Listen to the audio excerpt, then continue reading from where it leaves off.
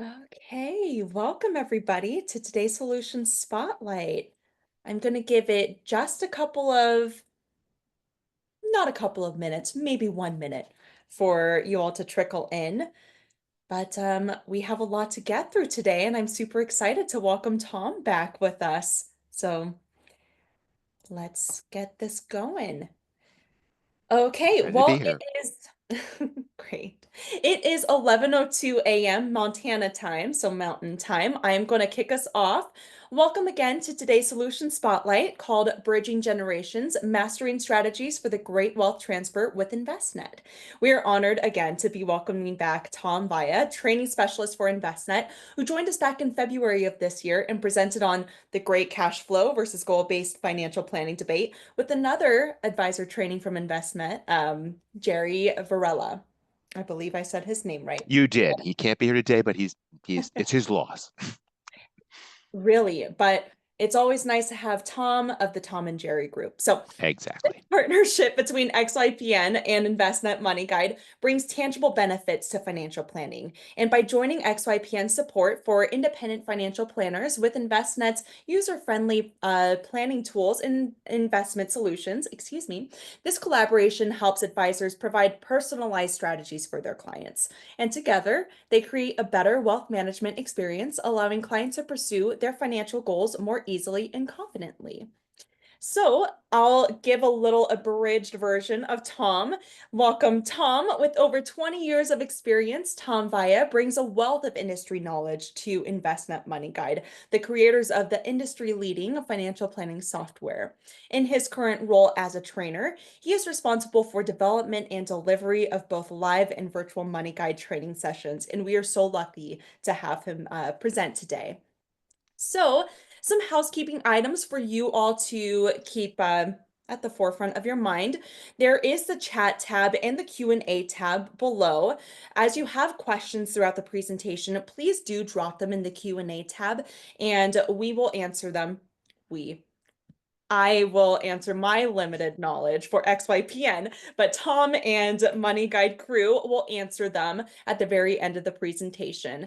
If you see any question that is already there that is also yours, then you can upvote as appropriate. But again, do drop your questions. There will be some time at the very end for Q&A. This is CE eligible, this session, and you have to stay on at least 50 minutes to be eligible to receive CE credit. So please be sure to stay on for that. And then last but not least, we have some upcoming events for you. October 22nd, so in about 2 weeks, there's going to be another solution spotlight, Navigating Change, Insights from the Betterment Advisor Solutions 2024 Advisor Survey. And next month, so November 20th, is going to be XYPN's Learn to Launch Office Hours with XYPN Success Strategists. Finally, last but not least, we are 1 week, officially 1 week away from XYPN Live, and it's going to be October 15th to the 17th, Minneapolis, Minnesota. Brad Barker, who is on the Envestnet Money Guide team and also here as a ghost behind the scenes, will be available as well and going to be there at live. So you can always come up to him, say hello, ask any of your questions that you might have about the software as well, but he is there too for you all to meet. And tickets are $5.99 for XYPN members and $6.99 for non-members, and I will drop registration links for all of those events in the chat below. All right, that is it from me. Tom, I will turn over the stage to you. Thank you so much. Let me go ahead and share my screen here. Want to make sure everyone is seeing this. There we go. So hopefully you're seeing preparing clients for the great wealth transfer with estate planning. So I'll start it out here. Thanks so much for the introduction there, Sarah. I'm Tom Vaya. I'm a CFP and a lead trainer with Envestnet, and I'm really excited about today's presentation, preparing clients for the great wealth transfer with a focus on estate planning. So the great wealth transfer is a term I'm sure many of you are familiar with. It's often used to describe the multiple trillions, not billions, trillions, and assets that will be passed down from the baby boomers and silent generation to the younger generation. Think Gen X, millennials, Gen Y, and Zoomers. And this will most likely happen over the next 20 to 25 years. So today, I'm looking forward to providing you with some useful information in relation to that transfer and some actionable items that will assist you with your clients no matter where they fall on that generational map. More specifically, to help you help your clients move their assets in a way that meets their wishes and expectations, and to maintain those assets in a way where you can hopefully preserve them under the continued care of your practice. So again, just a reminder, this is going to be one CE credit hour. Again, you'll be asked for your CFP number when you went ahead and applied for this. And if for some reason you think that you did not, you can certainly leave your CFP number in the chat. We can, again, get it that way if we need to. So let's go right ahead to our agenda here. So introductions, we're in the midst of those right now. The Wealth Challenge, we're going to be looking at some numbers and figures that basically bring out what is the challenge facing the advisor and the beneficiaries in this transfer of wealth that's moving from one generation to the next. We'll talk a bit about estate planning, a bit of a primer there, kind of talking about it and taking a deeper dive. Talk about the benefits of planning, and again, how that's relating to the estate. And then we're going to be talking about integrating estate planning into your practice. And in doing so, we're going to be looking at some of the existing platforms that we have here. So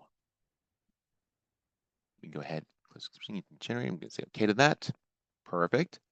And before we start here, I always like to bring up this quote: "To accomplish great things, we must first dream, then visualize, then plan, believe, and act." And that is Alfred A. Montapert. It may be Montapere. I never took French, so I'm hoping I'm not destroying his name. But he's a writer and a philosopher. And I think this is going to be meaningful to this plan or what we're talking about today, because again, this is something the clients need to start thinking about. Maybe not dreaming is the appropriate word, but they need to start visualizing just beyond retirement itself. How are we leaving money to that next generation? And I put belief, or you see the belief in there. How do you want it to go? Do you want it to go to just the kids? Are you thinking about maybe an alma mater? Are you thinking about maybe a nonprofit? And of course, ACT is where we step in as the advisors, basically saying, okay, here are the things that you need to do so. So I am going to go ahead and see if I can bridge this out here for a moment. And I am going to start with, if I can find it here, I do believe I happen to have I cannot find it here though. I apologize. I'm a little new to Zoom here. So I am looking for a poll that we currently have. Sarah, I apologize. I'm looking for where that's launched here, but I do not see it. No worries. I can launch it right If you could, I appreciate it. Thank you so much. So the poll I want to start with is, do you currently meet with anyone beyond the spouse in a family? Basically, are you talking to the potential beneficiaries in this family? And it's an important question to ask. We'll see why in just a moment, kind of bringing that in. We'll give it just a few more minutes here, let people start answering that. Because again, it'll tie into some of the figures we're going to see here in this next page. Going to give it just a few more seconds here. Again, it's a pretty simple yes or no. And let's go ahead and we will go ahead and end this poll and share the results. So right now, what I'm seeing is that most of you are, and that's good. And we'll see why in a moment when we start talking about the challenges that we're finding here in this great wealth transfer. So I'm going to stop sharing that. And hopefully that is off the screen here. Again, Sarah, please let me know if for some reason you're still seeing it on there. But at I this am point, all good. You're good. fantastic. Thanks so much. So let's start basically with some of the numbers we're seeing here. And we're seeing at the left-hand side, 8.8 trillion transfer of wealth in the next decade. Are you ready for this challenge? I'll tell you that I've heard numbers far greater than this. In some cases, people have said it's going to be 84 trillion, 85 trillion when we start talking about the next 15, 20 years. And to the right of that, we see some important basically numbers that are telling us some of the challenges we're facing. And I want to look at item 2 here because it kind of plays into what we just did. Basically, 1 out of 2 advisors do not even meet with anyone in the family beyond the spouse themselves. So right now, many of you are already doing a pretty good job getting beyond that. And we even see underneath that 76% of advisors admit they haven't even reached out to the next generation. And that's going to be important when we're thinking about this wealth transfer. We certainly have clients who are going to be in that baby boomer age, but we really want to start thinking about the people they're going to be leaving it to. Because, coming to this first point, 90% of most children will leave their parents' advisors upon receiving their inheritance. And very often there's several reasons for that, but certainly it speaks to we'd like to try to retain this. We've gotten to know the clients, maybe we've gotten to know the family, but it's going to be important to know that next generation so that maybe they would start retaining those funds within our own practice. Also, here at the bottom, just mentioning something I think it's pretty common sense, but I do like to bring it up. When you're thinking of those ultra high net worth clients, you basically are so blessed to have that they're probably expecting you to be involved with estate planning.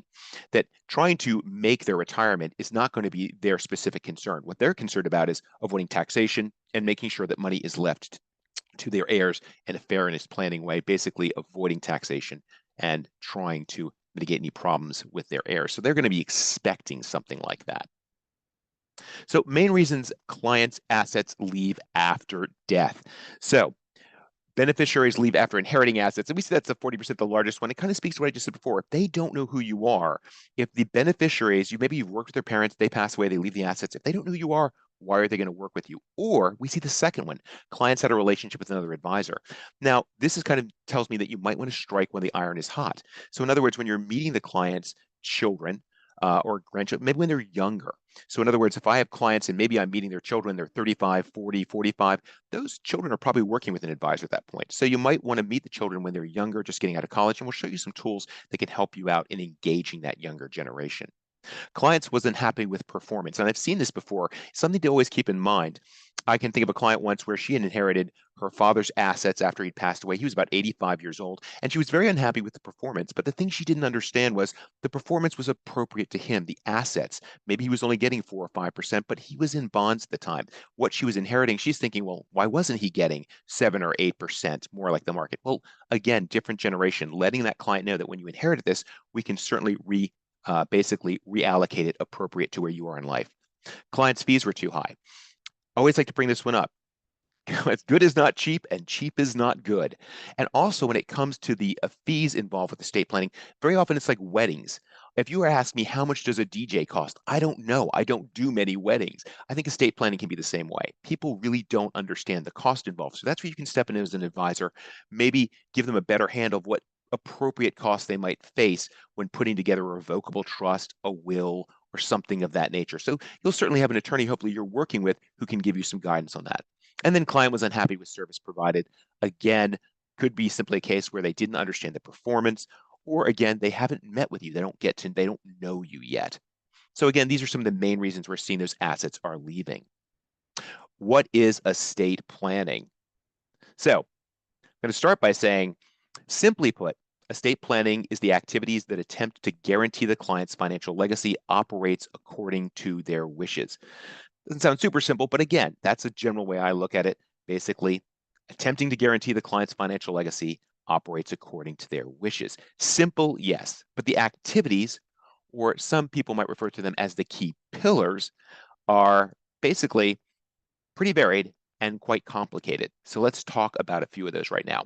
The first two are asset titling and beneficiary account designation, the very basics. When you're working with a client, you want to make sure everything is titled, particularly with those qualified accounts, they have the appropriate designations in place. And two things come to mind with that. One, you want to think about contingent beneficiaries. Certainly you have a client saying, well, I'm leaving everything to my spouse. What if they pass away? Are we certain that we have it now set for the children or grandchildren, whatever the case may be there? Also, we have more blended families. You could have a client saying, okay, this is my second marriage. You might want to remind them, hey, maybe we need to go back and look at those accounts and how they're designated, because you might find that client passes away and all of a sudden that account is being left to a previous spouse and that was never intended. So keeping those up. Last will and testament, again, what I like to call the I love you wills, things basically catching things outside of those designations. You want to have those in place. Just again, keeping some simplicity at one of the most tough times that people face. You want to make sure you have some orderly designation of those assets. Power of attorney and advanced medical directives, again, I think they fall in the same space. This is, again, that planning for incapacity or in control. We don't like to think of these things happening, but we know they can. And if we're not available in some capacity to help out, we can give what our belief structure is and how we'd want to leave these to our heirs or beneficiaries. Trust planning. Very often, I think people assume when they see the word trust, well, this is going to be for the very rich. It's really not me. But again, and that may be the case with certain irrevocable trusts, but think of a revocable trust. That's something that anyone can have. And a revocable trust is, again, something that may be appropriate for any of your clients despite their age to avoid probate, which we'll talk a little bit more about in a moment. And then finally, life insurance. I think very often people don't associate life insurance with estate planning, but it's essential. It's really part of estate planning because when someone passes away, this is again that influx of money that can make up for that lost income, maybe help pay for the goals that they now can no longer cover. Again, make things easier for the individual once that individual is gone or once the person has passed away. It's all important. So we see the various items here. I kind of broke them into these subcategories: essential, planning for capacity, and high net worth strategies. And I'm just going to go ahead and click this, kind of bring it all together here. Planning and capacity control. Again, I think this is important for anybody, no matter what stage of life they end, particularly if they have assets to protect. You could have a 35 or 45-year-old, you're thinking, hey, we still want to have that power of attorney, living wills, healthcare proxy, because again, we just want to have the insurance to make sure we have those things in place. You'll see next is high net worth strategies. That said, I don't think you have to be high net worth for some of these. The advanced trust strategies, maybe, and we'll talk a little bit more about that. Gifting strategies, though, could make sense for somebody. They're saying, hey, I want to reduce my assets. Maybe there's a state estate tax in case or in place, and they want to make sure that's taken care of. And tax liability management, again, we'll talk about how I don't think this has to be ultra high net worth or even high net worth. Could be a case you're thinking the way I'm going to be leaving my assets for my heirs, maybe I want to make sure there's some reduction in tax liability. So maybe I want to take qualified money, put it into a Roth, and that way I'm leaving it for my heirs, and it's going to reduce the amount of tax given that 10-year rule that they're facing. Or again, maybe I want to leave something to a charity, and a QCD or qualified charitable distribution makes sense, reducing my taxes and still getting it to them. And then finally, essential, I think for everyone, account titling, beneficiaries, designation, and wills are going to be something everyone is going to absolutely need. So why is estate planning important? I think we kind of covered that with the last one, but I'm going to go ahead and bring this to light here. For advisors, match client expectations right here. Now that kind of ties into this last one too, solidify quarterback status. Because when I think about estate planning, you might be involved with, obviously, well, you probably most likely will be involved with an attorney and maybe even a CPA. And sort of that's the centerpiece for you as the advisor. You can kind of have an understanding of how this works, but ultimately you're not going to be the one drawing up the documents or making certain decisions. You are again the centerpiece or the quarterback, and you're telling them, okay, here's the play we need to make. Let's contact the attorney. Let's contact the CPA. Again, so you're kind of the set. Meeting client expectations, I think clients expect that you will be involved in this aspect. Again, they might be surprised, but pleasantly surprised that you want to get involved with this and make sure that should it happen. Of course, it's going to help deepen that relationship in the process, get to know the client better. We're looking to protect and capture revenue. Hey, there's no kidding. Again, no margin, no mission.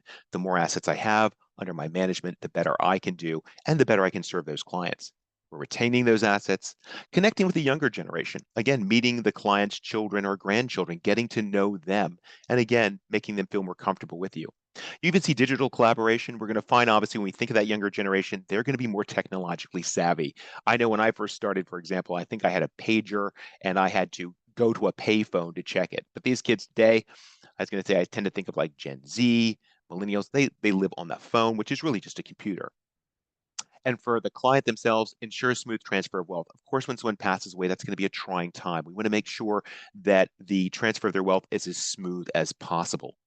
Control and flexibility, maybe they kind of want to reach beyond the grave and have some control. A revocable trust can give them that, even if it's not a irrevocable, that could give them some sort of control. And I think trusts and beneficiary designations. Avoid family strife. This kind of goes back to what I said with fairness planning, and we'll see in a bit. Maybe you have a client who's leaving, $10 million to each child, and one child gets $1,800 more, and now they're not speaking to each other. It may not seem like a lot of money, but those are the things that can happen. We want to make sure the family members are going to all meet for Thanksgiving and be okay. Planning for the unexpected goes without saying. We think of those healthcare proxies and such. Privacy. Very often people don't know that probate in many states is a public event. People can see the assets there. So again, you can find that revocable trusts can avoid probate, therefore keeping some privacy. Irrevocable trusts, again, ways of trying to avoid the public eye on your assets. And again, protection, basically protecting those assets, making sure that they are not subject to taxation, avoiding probate, which can take time and cost money, And then tax liability management, again, how am I leaving my money?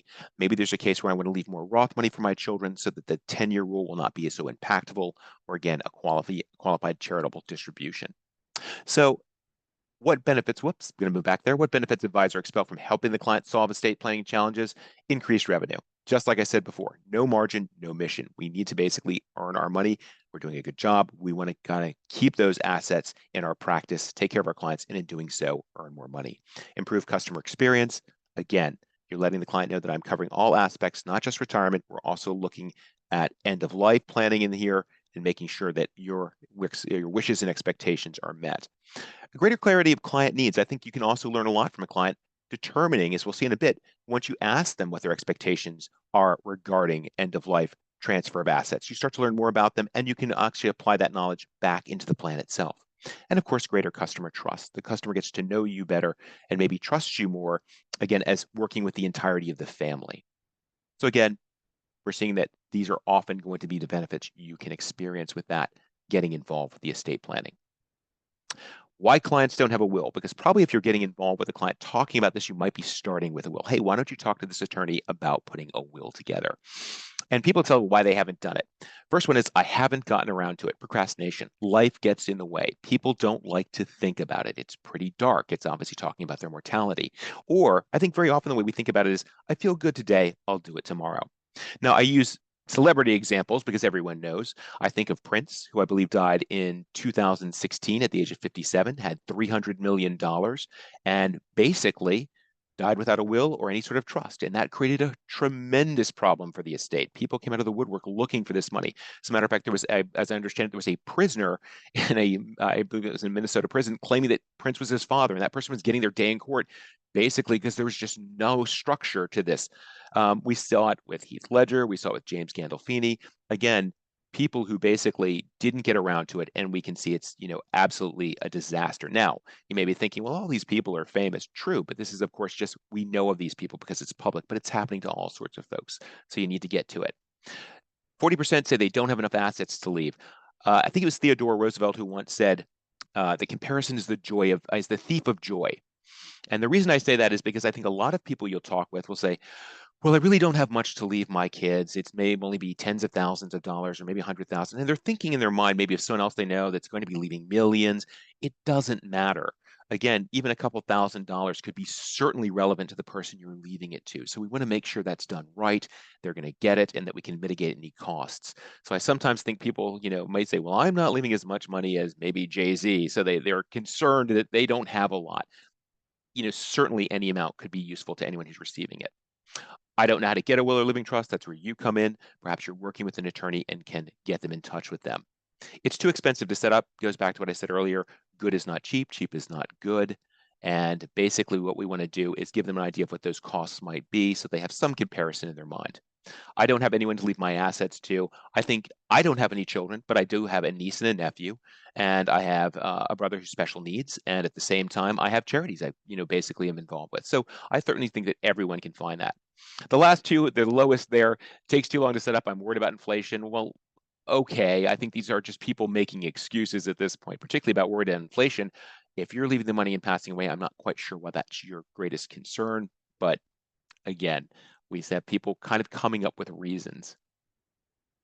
All right, integrating estate planning into your practice. And this is kind of where the rubber meets, where we start talking about how you can do so.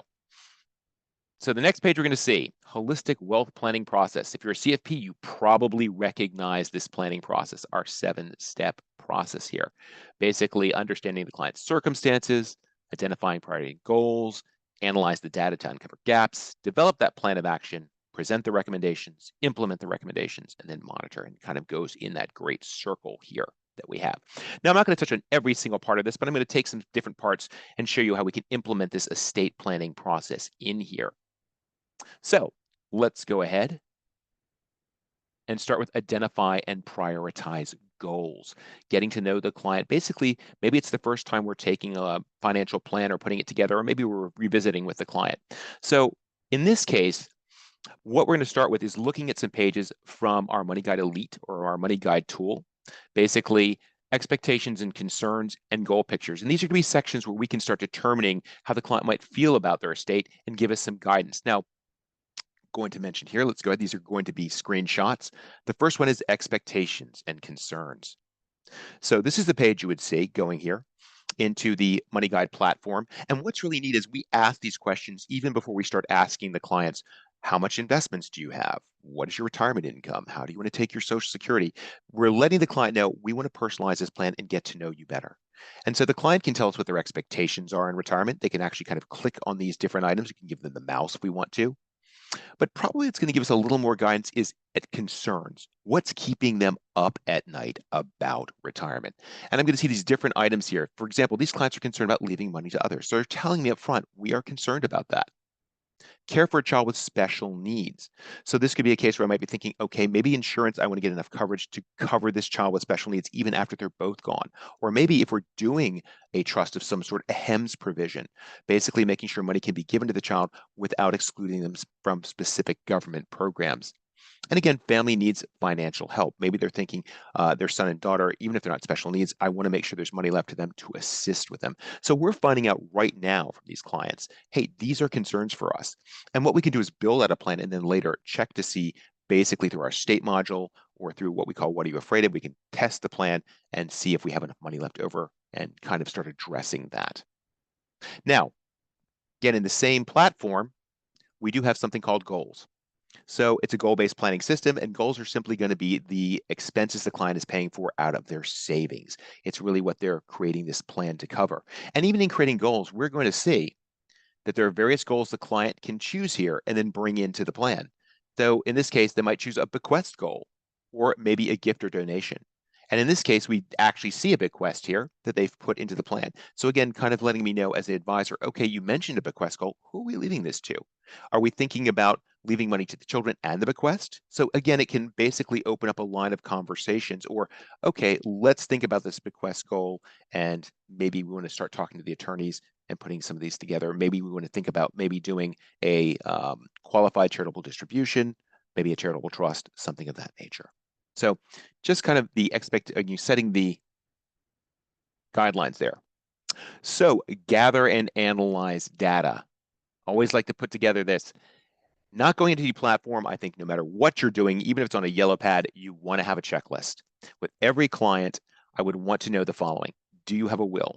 Do you have your beneficiary designations, POA, medical directives, living trust? And then these questions at the bottom, do you intend to make charitable gifts to family on charity? Again, I could see that with goals and expectations and concerns earlier, but if you don't have it, you certainly want to just get that. And then again, are estate reduction or estate tax planning strategies needed?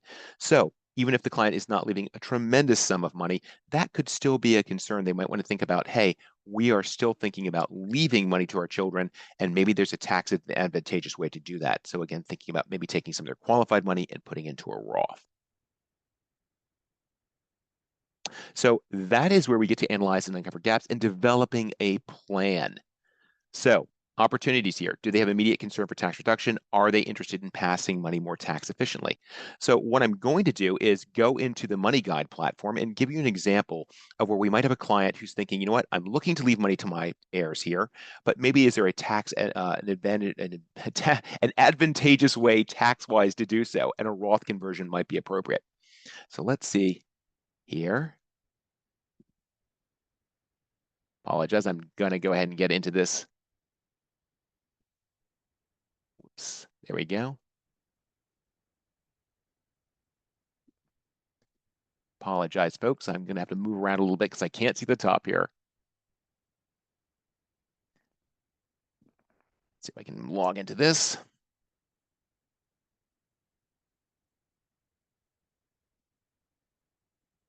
There we go. Put in this. I was saying earlier. Perfect. Now I'm going to log in. And let's look at our clients, Stephen and Melinda Hobbs. So this is a plan I put together within our Money Guide platform. It's actually our Elite Money Guide platform. I'm going to jump into their plan, go to results, and our recommended scenario. So I do want to point out these clients have roughly about $2 million, and they're roughly going to have about anywhere from $2 to $4 million at the end of their plan. So again, this is our Money Guide Elite platform. I've got them at a 92% confidence ratio. And the plan is in place. Everything looks pretty good. These clients are going to be leaving quite a bit of money to their kids.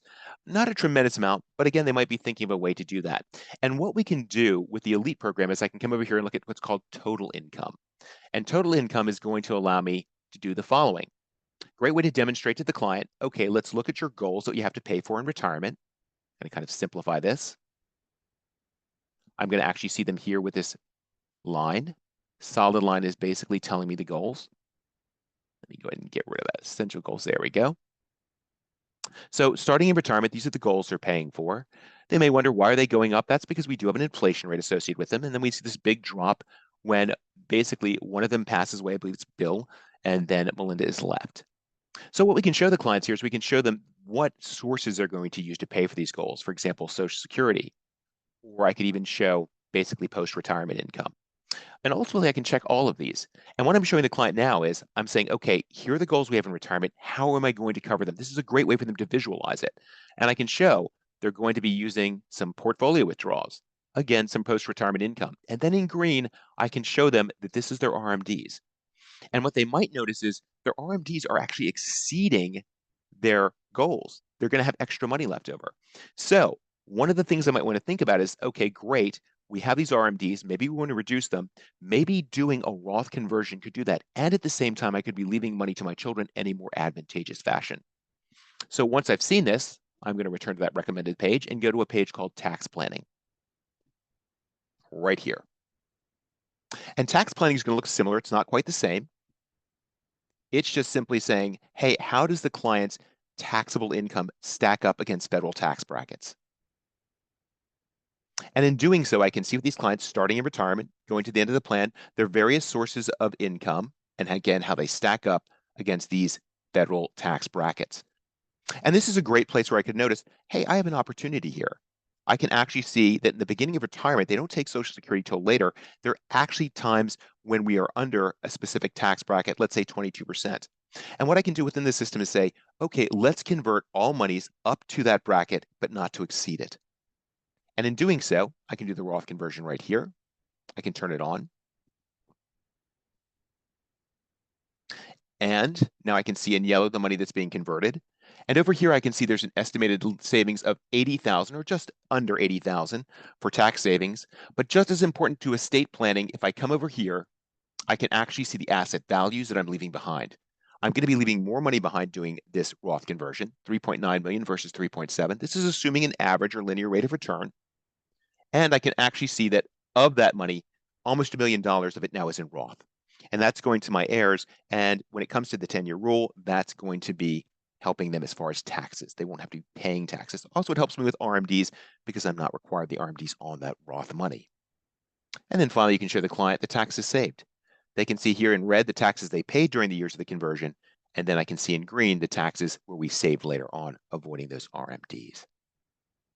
So just wanted to go ahead and give you that example. I'm going to go back to my PowerPoint. So that's one of the opportunities we have. And that's where we took a look there. Pardon me there, I didn't go to that slide, but that was, and also just to remind you, those clients are not real clients. They are basically ones we built out. Next is analyze and uncover gaps and develop a plan. So thinking about a deeper dive, we just saw maybe a QCD or a Roth conversion for clients who might be leaving maybe a couple 100,000, a couple million for their clients. But what about those clients who are ultra high net worth or high net worth? Maybe you have these clients who happen to have 5, 10, 15 million. Their needs are going to be different. How would we be handling their wealth? These are clients where they might be concerned about a federal estate tax event, even with the exemption amount being so high, or a state estate tax event, or maybe they're concerned about, again, succession or leaving loads of money to children and making sure we have fairness planning. So with that, I'm going to take a look at another platform we have. It will take me just a moment to log into it. Bear with me.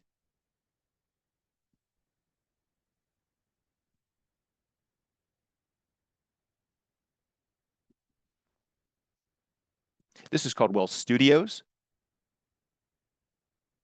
Oops, let's see if we can get to that.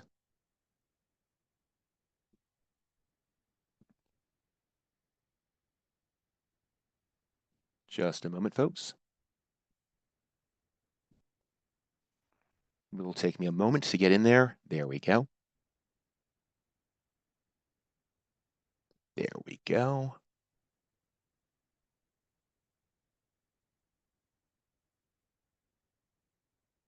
So this is going into our Wealth Studio planning.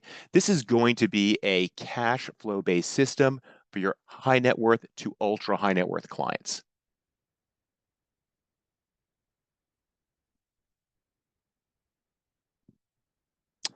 So let's go into Wealth Studios. There we go.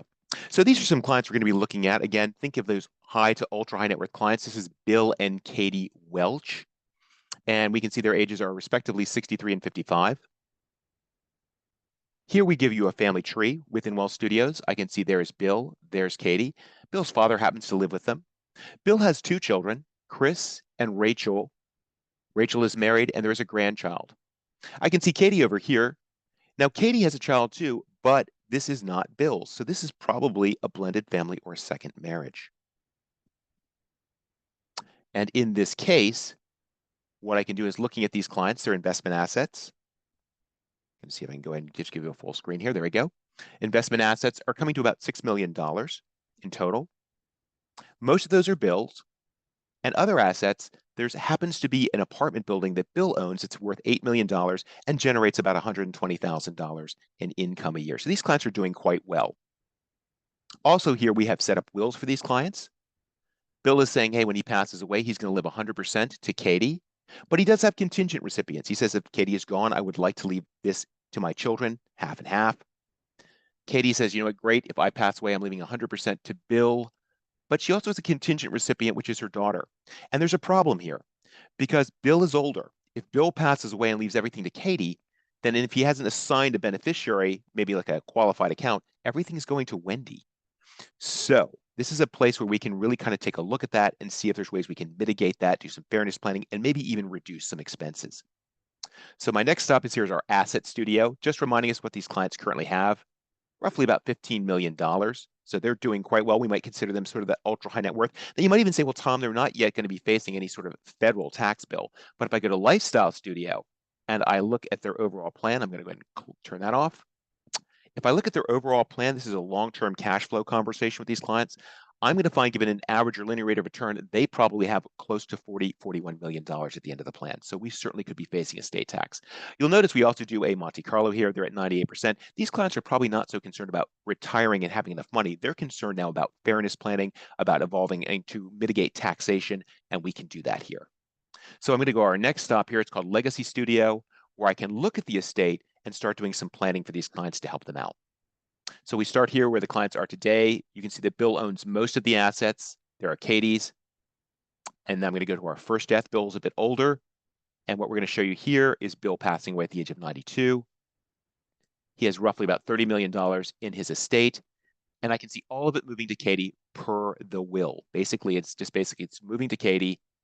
And what we're going to assume here is that there is the portability and also the marital deduction. So we're not going to see any sort of federal estate tax event here. But if I go to tax and expenses, there is a probate cost that's relatively high, about $522,000. So with this program, what I can do is I can add various strategies,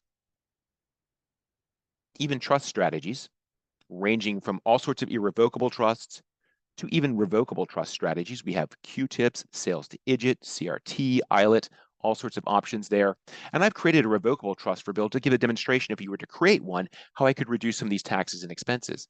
I could turn this on, and now I can see the expenses here have been cut down considerably to about $235,000 if I do that revocable trust. I'm going to turn that off, but that's saving the client already $200 and some thousand there. Second death. Now I've turned off the trust here, and now I'm saying, okay, if this were proceeding as it normally did, basically most of this money is going to Wendy.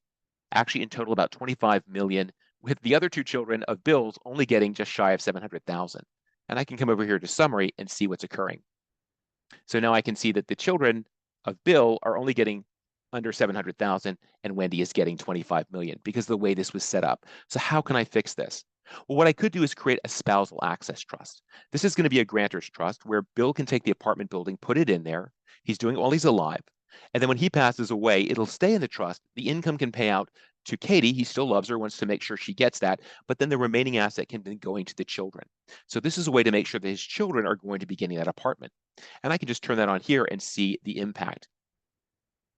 So now as a result, Rachel and Chris, his two biological children, are still getting the 700,000, but now they're getting an additional 8.6 million in the trust.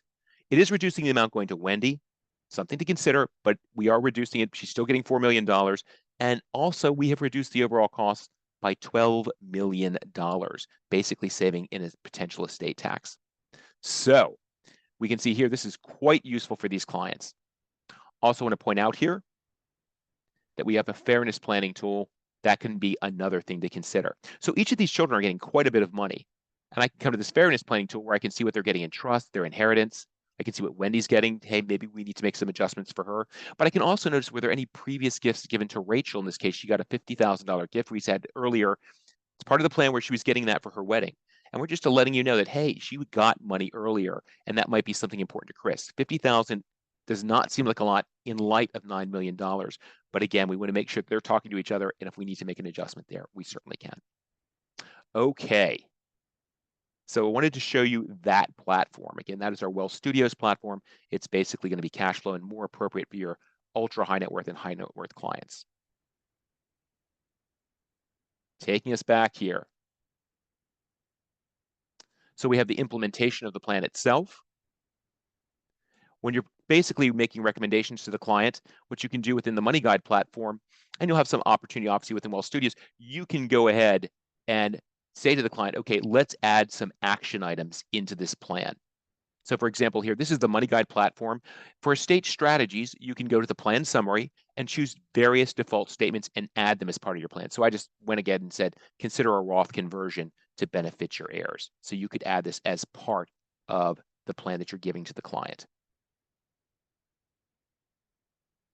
Now, I'm going back to the beginning here of the 7-plan cycle. Basically, at the very beginning, identify and prioritize goals. Why am I doing that? Well, I want you to think about when you're talking to the beneficiaries, the heirs of these clients, their children. You're going to find their goals are different than your clients, the parents.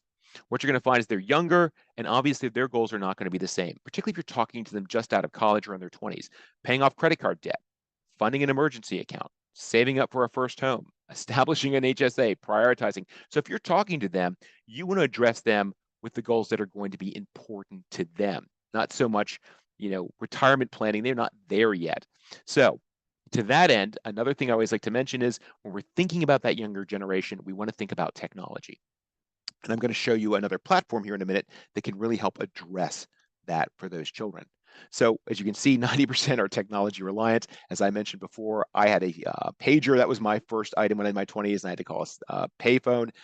Kids today, they're going to, when I say kids, 20, 30, they are going to have quite a bit of technology. They're going to have everything on the phone.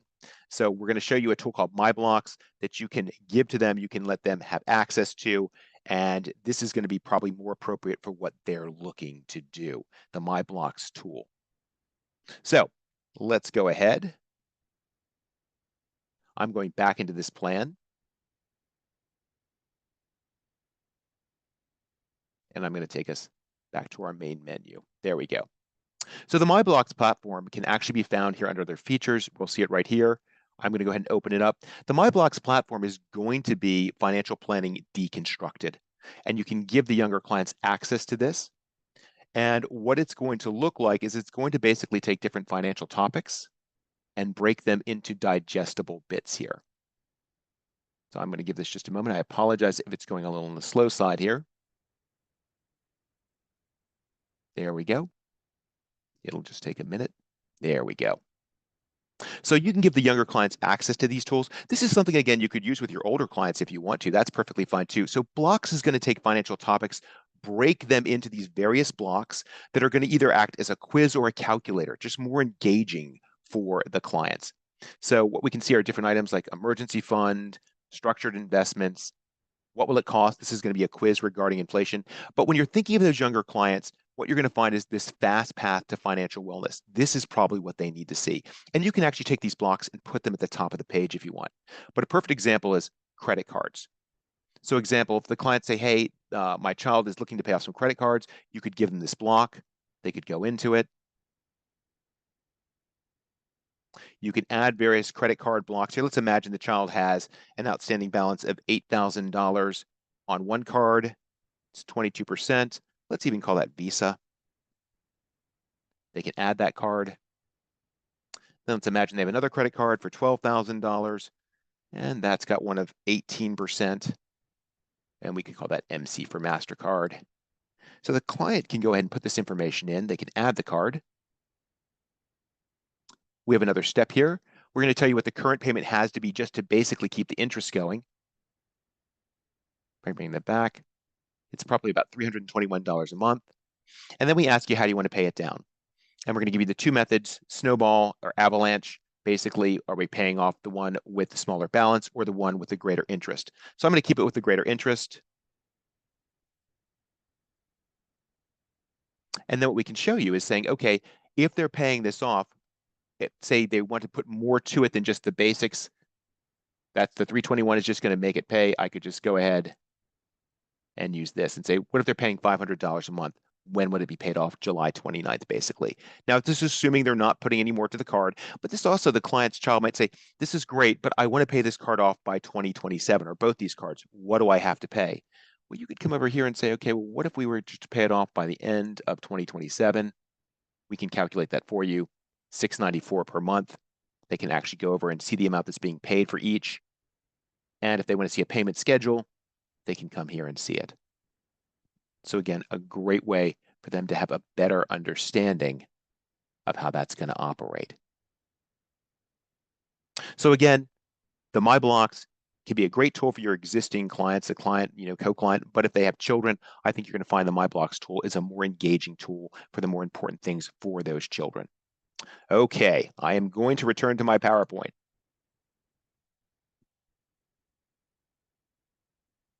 So again, some of the takeaways that we had today. I'm not going to go over every single one here, but I think one of the things that I want to point out is that I think for a lot of your clients that the estate planning is probably going to be more top of mind than you would imagine. That you definitely want to engage in that. You want to have that conversation, and you want to make sure you have the tools to make that conversation as comfortable as possible for the client. So some of the ones that we're looking at today, whether it was the Money Guide Elite, Well Studios, or even My Blocks, are ways of doing that. And you'll find with those tools, they're pretty collaborative. They get the client involved. So we see those as the way to make it as painless as possible for the clients and for you to go ahead and let them know how to handle this. Do want to mention one of my last slides here showing you when each platform might be appropriate for the clients. We see here the My Blocks platform. Basically, that could be used for any person at any stage, but usually we're thinking of someone who's probably starting in their financial life, children, maybe they're, again, grandchildren, you could certainly use it. My Blocks, though, again, does have topics that are specific to clients and co-clients, basically, if that's something they would want to look at. Once they've got a little more money in their plan, they're a little closer to retirement, the Money Guide platform is probably going to be most appropriate. That's going to help them with their retirement planning, making sure they're meeting those goals. But of course, there's estate planning components in it. The Well Studios is probably for those clients who are going to be high net worth or ultra high net worth. Again, these are clients who are not so concerned. Maybe, Roth conversion is not their primary focus. They're trying to avoid estate taxes. And those exemption amounts tend to be quite high. Obviously, for federal, it's about 27 million, although that could change in 2026, or they might live in a state where the exemption amounts are relatively small. So Well Studios could help them in putting together maybe AB trusts, slats, ILETs in conjunction with CRTs, all of those wonderful options available to you. And then finally, I always like to mention here that if you are interested in any of the products that you happen to see today, again, Money Guide Elite, Well Studios, My Blocks, and Yodlee, which is our aggregation tool, feel free to contact us at 1-800-841-5312 or at sales@moneyguide.com. And again, as was mentioned earlier, just want to remind you that Brad Barker with Envestnet Sales will be at the XY National Conference in Minneapolis, Minnesota on October 16th for Vendor Tech Day. And I do believe he will be hosting booth 516 for Money Guide. So if you would like a demo of any of these products you've seen today, you can check them out at booth 516 with Brad. So with that, if there are any questions, feel free to bring those up. I can certainly revisit the programs if need to. Or Sarah, if there's anything you'd like to add, I am more than happy to address it. No, thank you, Tom. It looks like Colin has been very busy answering a lot of the Q&A that's been coming through. If there are any other Q&A questions that you all have, now is the time to drop them in. Otherwise, I did want to also share that Money Guide is a XYPN partner. And so if you are an XYPN member, you do get a discount on the software as well. So just to plug those discounts, Money Guide discount for Money Guide Pro is about 35% off. So where retail is comes out to be $125 a month, which is actually billed on an annual basis. The cost for XYPN members is actually $80 and billed on a monthly basis. So you are all set there. And then Money Guide Elite is again about 35% off. Retail is $175 a month, roughly, if you divide it out on the annual basis. And then XYPN member cost is $115 a month. So that is available for XYPN members. I'm going to check the Q&A tab to see if anything else has come Yep. through. I've got the disclosures up at this point. Want to make sure we cover those, and I got my thank you, but I can always return to software if needed. Happy to do so. Awesome. Well, I think that if there aren't any other any other questions, then we can wrap. But thank you all just so much for joining us today. Thank you, Tom, for just such a enlightening presentation. I mean, bridging Thank you. that generational gap is very important, especially with estate planning. So thank you for all of that. And then just to plug all of those discount or those call to actions again, there is that planning bundle offer for Money Guide up to 40% off. Money Guide Elite plus Wealth Studios plus My Blocks plus Yodely. Contact us at 1-800-841-5312 or sales@moneyguide.com. If you're interested in scheduling a call with an XYPN teammate, then you can learn more about XYPN by going to our website, and I will drop this link in the chat as well. And then last but not least, as you are leaving this presentation, leaving Zoom, you are going to be asked to see a feedback survey. So please do take a moment, give us a rating, suggest any of those topics of interest that are just burning that you want us to to present on, and we'd love to know what you think. Otherwise, I hope to see all of you at live next week. I'm going to be there. Tom, I wish that you were coming, but I can't, yeah. but thank you. You'll be in spirit. I will see Thanks so Brad much. there as well. But thank you all for joining us today. Have a great rest of your day. Take care. Thanks so much. Take care, folks.